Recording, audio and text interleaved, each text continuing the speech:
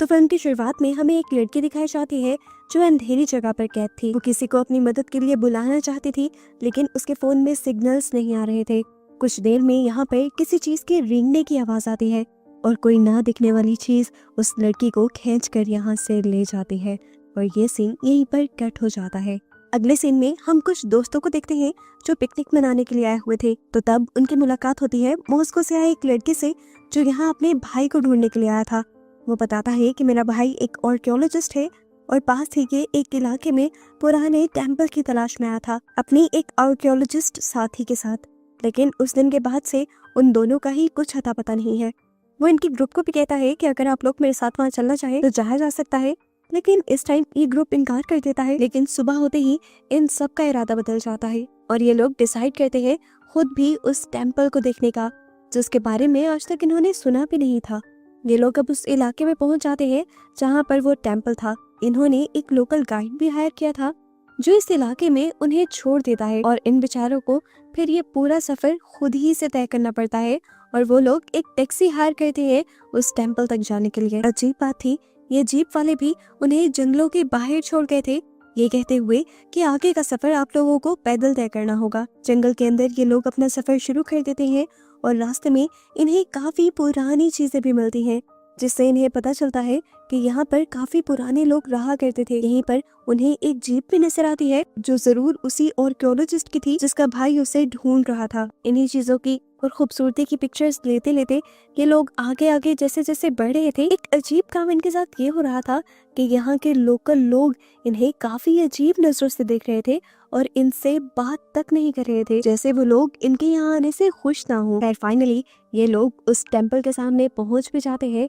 जिसे ये लोग देखने के लिए आए थे। ये टेम्पल बहुत ज्यादा बड़ा था और इसके ऊपर बहुत सी सीढ़ियां बनी हुई थी और पूरा टेम्पल वाइन्स से यानी पौधों की बेलों से भरा था। अब ये लोग इस टेम्पल के सामने पिक्चर्स लेने लग जाते और उसी टाइम पर कुछ लोकल लोग यहाँ पर घोड़ों पर सवार हुए आ जाते हैं। उन लोगों को बहुत ज्यादा गुस्सा आ रहा था इन लोगों के यहाँ आने पर। वो इन्हें इशारों से यहाँ से जाने को कह रहे थे क्योंकि आपस में ये दोनों पार्टीज ही एक दूसरे की लैंग्वेजेस नहीं समझ पा रही थी। इन लोगों को लगता है कि विलेजर्स इस टेम्पल की पिक्चर्स लेने की वजह से गुस्सा हो रहे हैं, शायद वो इस टेम्पल में पूजा वगैरह करते हैं और उन्हें ये सब टेम्पल की इंसल्ट लग रही है।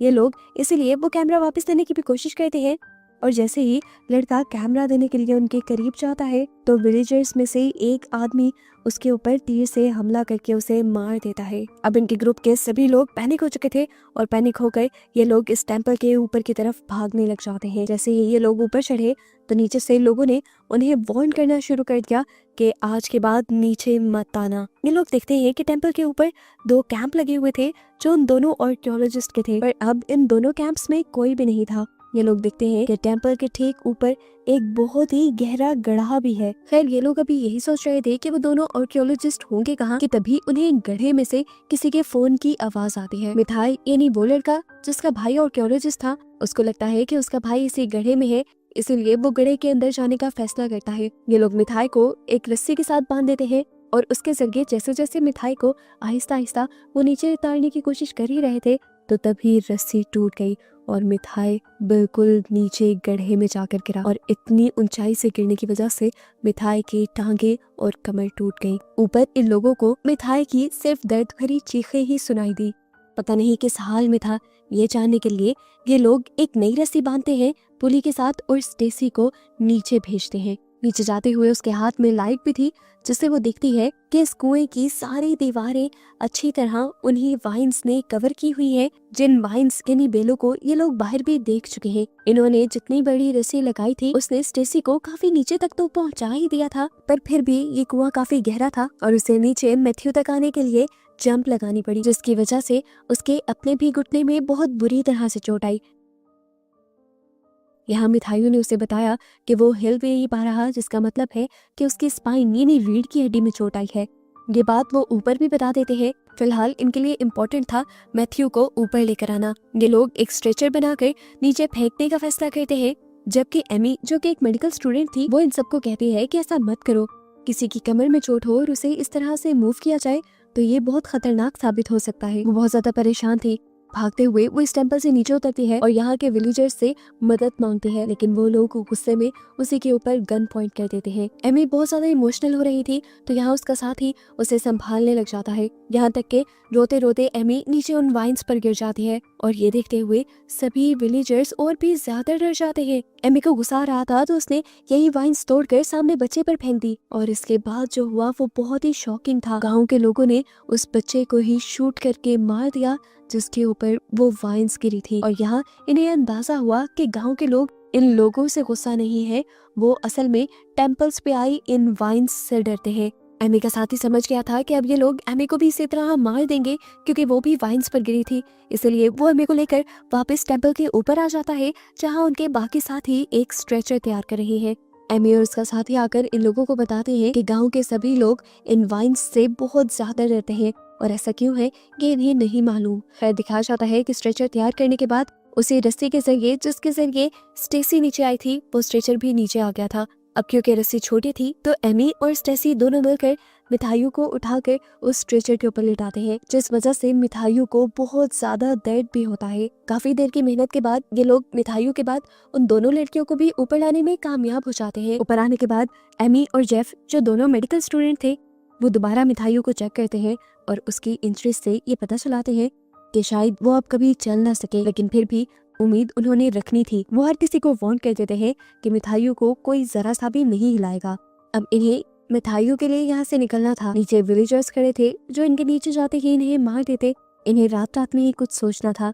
एमी यहाँ पर आए पुराने आर्कियोलॉजिस्ट के बैग चेक करती है तो उन्हें जीप की चाबी मिल जाती है और यहाँ एक दूसरे लड़के को उन दोनों आर्कियोलॉजिस्ट की फ्लाइट की टिकट्स भी मिल जाती हैं जो अगले दिन के लिए बुक की गई थी। इस चीज से इन लोगों को होप मिलती है कि अगर कल कोई एयरलाइन पर नहीं जाता तो जरूर कोई ना कोई उन्हें ढूंढते हुए यहाँ आ ही जाएगा और इन सबको भी रेस्क्यू कर ले जाएगा। हम देखते हैं कि रात में एमी स्टेसी के घुटने के जख्म को ठीक करती है और साथ साथ रोते हुए ये भी कहती है कि ये सब कुछ मेरी वजह से ही हो रहा है, मुझे यहाँ आने के लिए जिद करनी ही नहीं चाहिए थी। खैर सुबह हो जाती है और दिखाया जाता है कि इन सबका एक साथी जब इजी होने के लिए वाइन्स के पास जाता है तो उसे वाइन्स के अंदर एक स्केलेटन दिखता है, इंसानी ढांचा, जिसे देखकर वो डर जाता है। जबकि स्टेसी भी जब सोकर उठती है तो वो बहुत ज्यादा पैनिक हुई थी। उसके चिल्लाने की आवाज़ें सुनकर सब लोग यहाँ पर आते हैं तो देखते हैं कि उसके जख्म में से वही वाइन्स निकल रही थी जो वाइन्स यहाँ टेम्पल में चारों तरफ फैली हुई हैं। ये लोग पहले ही उन वाइन्स को उतारते हुए साइड पर फेंक देते हैं,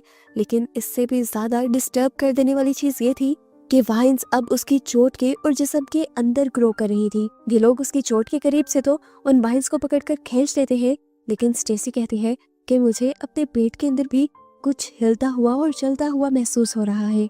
और यहाँ पर वो समझ जाती है कि उसके साथ ऐसा क्यों हो रहा था। असल में ये प्लांट्स बहुत ही ज्यादा खतरनाक थे जो किसी भी इंसान या जानवर की जान तक ले सकते थे और उनके डीएनए के साथ जल्दी से बॉन्ड भी बना सकते थे। स्टेसी क्योंकि जब नीचे जा रही थी तो वो बहुत सारी वाइन्स से टकराई थी। उसे समझ आ गई कि वाइन्स के पोलन उसके कपड़ों पर गिर गए होंगे और उसके जिस्म पर लगते ही उन वाइन्स के पोलन्स ने उसकी बॉडी के डीएनए के साथ रिएक्ट करना शुरू कर दिया, जिसकी वजह से अब वो सारी वाइन्स उसकी बॉडी के अंदर ग्रो करने लगी थी। ये लोग अपनी टेंशन में ही थे कि यहाँ पर मिठाइयों भी दर्द से चिल्लाने लग जाता है। एमी जब उसके पास जाती है तो ये देखकर वो लोग शॉक रह जाते हैं कि मिठाइयों की भी दोनों टांगों को अच्छी तरह से उन वाइन्स ने अपनी लपेट में ले लिया था। जेफ उसकी मदद करने की कोशिश करता है, इन वाइन्स को उतारता है, लेकिन इन वाइन्स ने उसकी बॉडी को अंदर तक जख्मी कर दिया था और इतने गहरे जख्मों को साफ करना आसान नहीं था। इन्हीं सब के दौरान टेम्पल के उस गड्ढे से इन्हें दोबारा फोन के रिंग करने की आवाज आती है। ये लोग दोबारा नीचे जाकर चेक करने का फैसला करते हैं और एमी और स्टेसी दोनों ही नीचे उतर आती हैं। फोन की आवाज का पीछा करते हुए ये लोग एक टनल के पास पहुंचे थे जो टनल पूरी तरह उन्हीं वाइन्स से ढकी हुई थी। मजबूरन इन्हें उन्हीं वाइन्स के ऊपर से चलकर जाना पड़ा, जहाँ आगे जाकर इन्होंने देखा कि वहाँ एक लड़की थी जिसके हाथ में वो फोन था। वो लड़की मर चुकी थी और उसकी बॉडी की हालत काफी खराब थी, उसकी आंखें भी ग्रे हो चुकी थी। ये लोग उसके हाथ से डरते हुए फोन छीनते हैं तो देखते हैं कि फोन में तो सिग्नल्स ही नहीं थे, तो फोन रिंग कैसे कर रहा था। तब इन्हें रियलाइज होता है कि असल में ये फोन बेल नहीं कर रहा, बल्कि फोन जैसी आवाजें ये पौधे निकाल रही हैं। एमी हैरान होकर जैसे ही उन फूलों को टच करती है तो बहुत सारी वाइन्स एकदम से उसके हाथ को जकड़ लेती हैं। स्टेसी उसकी मदद करती है, उन वाइन्स को छुड़वा देती है और ये लोग जब यहाँ से भागकर बाहर निकलने की कोशिश करते हैं तो वाइन्स उनके सामने आकर उनका रास्ता रोकने लगी थी। वाइन्स को साइड पे करते हुए ये लोग बाहर जा ही रहे थे, लेकिन वाइन्स ने इन्हें पाँव से जकड़ लिया था और नीचे गिरा दिया था। वो वाइन्स इन्हें बुरी तरह अपने अंदर खींच रही थी। एमी तो बच गई थी इन वाइन्स से, लेकिन स्टेसी को पूरी तरह इन वाइन्स ने पकड़ लिया था। एमी स्टेसी को पकड़कर अपने पूरी ताकत लगाते हुए खींचती है और वहां तक ले आती है जहां पर रस्सी थी। एमी स्टेसी को गोद में लेते हुए उस रस्सी को पकड़ लेती है और ये दोनों जोर जोर से चिल्लाते हुए ऊपर वाले लोगों से रस्सी ऊपर खींचने को कहते हैं। जैसे जैसे ये ऊपर जा रहे थे, इर्द गिर्द की वाइन्स इनका रास्ता रोकने की कोशिश कर रही थी और इससे पहले कि इनकी जान एक और मर्तबा खतरे में पड़ती, किस्मत से ये लोग वक्त रहते ही बाहर निकलने में कामयाब हो जाते हैं। ऊपर आकर कि दोनों बुरी तरह पैनिक हो चुकी थी, वो नीचे होने वाली सारी चीजें इन्हें बताती है और ये ग्रुप उनसे पूछता है कि आखिर अब हमें आगे करना क्या चाहिए। किसी को कुछ समझ नहीं आ रहा था तो एक लड़का कहता है कि हमें नीचे जाकर लोकल्स से मदद लेनी चाहिए, लेकिन जेफ याद करवाता है कि जो भी नीचे जाएगा ये लोकल्स उन्हें मार देंगे। मैंने देखा है अपनी आंखों से उन्हें ऐसा कहते हुए। जेफ कहता है, देखो हमने यहाँ पर होटल की बुकिंग भी करवाई थी और वो लोकल टूरिस्ट जो हमें छोड़कर पता नहीं कहाँ चला गया था, जरूर उनमें से कोई हमें ढूंढने की कोशिश कर रहा होगा और यहाँ जरूर आएगा। इन्हें बस किसी तरह अपने आप को जिंदा रखना है जब तक कोई उनकी मदद के लिए आए। लेकिन ये काम काफी मुश्किल था क्योंकि इनके पास खाना और पानी बहुत कम था। इनके पास एक सैंडविच था जिसका एक एक टुकड़ा ही इन सबको मिल पाता है। जेफ अपना सैंडविच मिथाइस को दे देता है क्योंकि उसकी हालत काफी ज्यादा खराब थी। वो मरने वाला था क्योंकि उसकी बॉडी में इन्फेक्शन फैल रहा था। जेफ इन लोगों से कहता है कि अगर हमें मिथाइस की जान बचानी है तो हमें उसकी टांगे काटनी पड़ेंगी। सब जानते थे कि ये बहुत ज्यादा पेनफुल होने वाला था। जेफ मिथाइस को थोड़ी अल्कोहल पिला देता है ताकि वो इस पेन को बर्दाश्त कर सके। उसके बाद उसके मुंह में बेल्ट डालकर वो अपना प्रोसीजर स्टार्ट कर देता है। जेफ जहां प्रोसीजर कर रहा था वहीं दूसरे लोग मिथाइस को कंट्रोल करने की कोशिश कर रहे थे। जेफ यहाँ पे एक पत्थर गर्म करता है और उसे जोर से मिथाइस की टांग पर मारते हुए मिथाइस के इन्फेक्शन वाले हिस्से को तोड़ देता है। उसके गोश्त और बारीक वेन्स को उसने एक शार्प नाइफ की मदद से काट दिया था। मिथाइस दर्द से चिल्ला रहा था और लड़कियां ये आवाजें नहीं सुन पा रही थी। और इस सब के बाद जेफ एक पैन गरम करते हुए उससे मिथाइस के जख्म को जला देता है ताकि वहां पर और कोई बैक्टीरियल इन्फेक्शन ना हो और खून भी ना बहे। प्रोसीजर कंप्लीट होने के बाद लड़कियां भी कैंप से बाहर निकल आती है। एमी और जेफ मिथाइस की कंडीशन पर बात करने लगते हैं और इतनी देर में बाकी लोग देखते हैं कि मिथाइस की कटी हुई टांगों को वो वाइन्स आगे बढ़कर अपने अंदर लेकर जा रही थी। यानी ये वाइन्स, ये पौधे आदमखोर थे, इंसानों का गोश्त खाते थे और इन्हें समझ आ जाती है कि यही वजह थी कि वो सारे विलेजर्स इन वाइन्स से, इन पौधों से डरते थे। रात होती है। जेफ ये सोचते हुए नीचे जाता है कि वो यहाँ से भाग जाएगा, लेकिन जाकर देखता है कि गांव के लोग अभी भी उनके ऊपर नजर रखे हुए हैं। जेफ तो नीचे था, ऊपर स्टेसी बहुत ज्यादा रो रही थी जबकि एमी और दूसरा लड़का बाहर बैठे हुए थे। एमी भी रोते हुए दूसरे लड़के के कंधे पर सर रख देती है और इतनी ही देर में स्टेसी को अजीबोगरीब आवाजें सुनाई देने लगती है। वो इन आवाजों को गलत समझकर बाहर आ जाती है और एमी के ऊपर गुस्सा करना शुरू कर देती है, लेकिन कुछ ही देर में इन्हें समझ आ जाता है कि ये आवाजें भी पौधे ही निकाल रहे थे। इनका शोर सुनते हुए जेफ ऊपर आ जाता है तो स्टेसी उसे उसी की फ्रेंड के खिलाफ करने की कोशिश करती है। ये देखते हुए स्टेसी का हस्बैंड स्टेसी को डांटने लग जाता है और इस सारी लड़ाई के दौरान ये लोग ये नोटिस ही नहीं करते कि पीछे मिथाइस का क्या हाल था।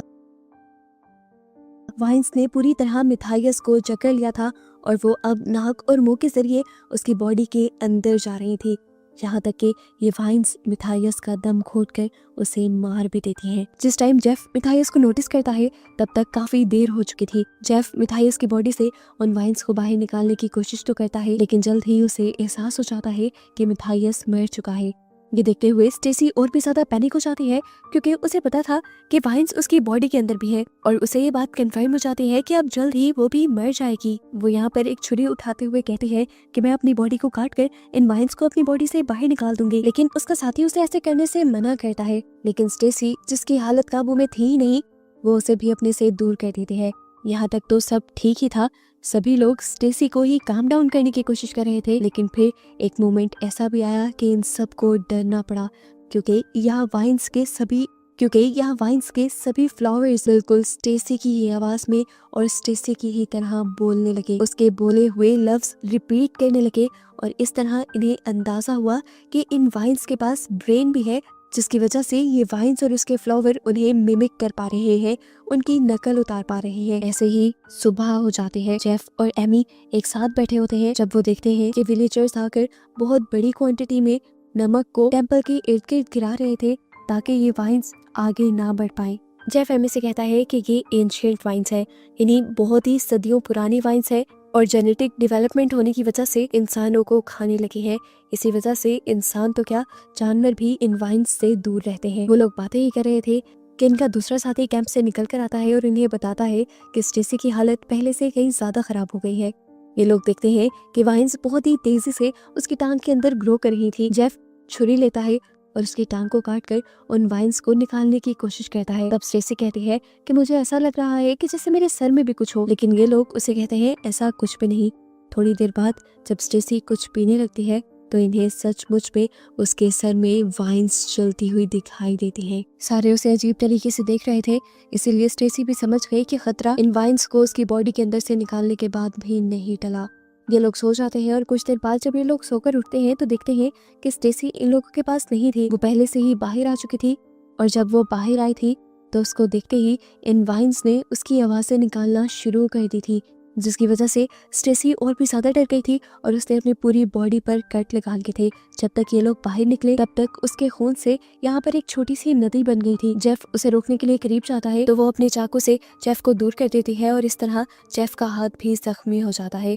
और जब उसका साथी उसे रोकने के लिए जाता है तो स्टेसी गलती से चाकू उसके सीने में स्टैब कर देती है और ऐसे इनका एक और साथी इन्हीं की आंखों के सामने मारा जाता है। उसके मरते ही ये वाइन्स उसकी बॉडी को जकड़ लेती हैं और खींचते हुए अपने अंदर ले जाते हैं। स्टेसी रो रही थी, वो एमी से कहती है प्लीज मुझे मार दो। एमी उसे प्यार करती है और कहती है नहीं, ऐसा कुछ नहीं होगा, तुम बच जाओगी। जेफ जो हकीकत जानता था कि स्टेसी बहुत ज्यादा दर्द में है, वो आखिर उसे मार ही देता है और उसके सारे दर्द से उसे आजाद कर देता है। जिसके बाद वो स्टेसी का खून लेकर एमी की पूरी बॉडी पर लगा देता है, उसे जीप की चाबियां देता है और कहता है कुछ भी हो जाए, चाहे मैं मर भी जाऊं, तुम रुकना मत। जेफ जानता था कि यहाँ से कोई एक ही बचकर जा सकता है, नहीं तो विलेजर्स सबको मार देंगे। उसने प्लान बनाया था कि वो एमी को मरा हुआ दिखाते हुए नीचे लेकर जाएगा और खुद विलेजर्स के सामने आ जाएगा। ऐसे विलेजर्स का ध्यान एमी से हट जाएगा और एमी भाग जाएगी। अपने प्लान को पूरा करने के लिए वो एमी को मरे हुए की तरह उठाकर टेंपल से नीचे ले आता है। उसे लिटाकर वो उसे आखिरी मर्तबा प्यार करता है और खुद इन सारे विलेजर्स के सामने चला जाता है। गांव के लोग उसे देखते ही उसके ऊपर बहुत सारे तीर से हमला कर देते हैं। जेफ बहुत ज्यादा जख्मी होकर दर्द में तड़पने लग जाता है और उसकी तड़प को देखते हुए यहाँ के लीडर उसके सर पर गोली मारते हुए उसे भी मार देते हैं और दर्द से आजाद कर देते हैं। और इसी सब चीजों का फायदा उठाते हुए एमी पीछे का रास्ता इस्तेमाल करते हुए जंगल से भाग जाते हैं। गांव वालों को ये पता चल गया था। गांव वालों ने उसे मारने के लिए पीछे से कई ज्यादा तीर के निशाने लगाए, लेकिन किस्मत से एमी सभी तीरों से बच गई। वो रुकी नहीं क्योंकि वो जानती थी कि अगर वो रुक गई तो मर जाएगी। ताकत खत्म होने के बावजूद वो तब तक भागती रही जब तक जीप नहीं आई उसके सामने। आखिर उसकी किस्मत उसका साथ दे भी देती है और ये जीप स्टार्ट हो जाती है, जिसे लेकर वो इस जंगल से बाहर चली जाती है रोते हुए। उसने यहाँ पर अपना बहुत कुछ खो दिया था, अपने दोस्त, अपना साथी, और अब वो अकेले जंगल से जा रही थी। लेकिन वो खुद भी खतरे से बाहर नहीं थी क्योंकि उसके सर पर भी वाइन का निशान नजर आ रहा था, जो इस चीज की निशानी था कि वाइन्स ने कहीं ना कहीं उसे भी इन्फेक्टेड किया था। मूवी के पोस्ट क्रेडिट सीन में हम दो और दोस्तों को इसी टेम्पल के करीब देखते हैं जो इस टेम्पल को देखने और इसकी हिस्ट्री पढ़ने के लिए आए थे, लेकिन वो नहीं जानते थे कि अब उनके साथ क्या होने वाला है। और बस इन दोनों को ही दिखाते हुए ये मूवी यहाँ पर खत्म हो जाती है।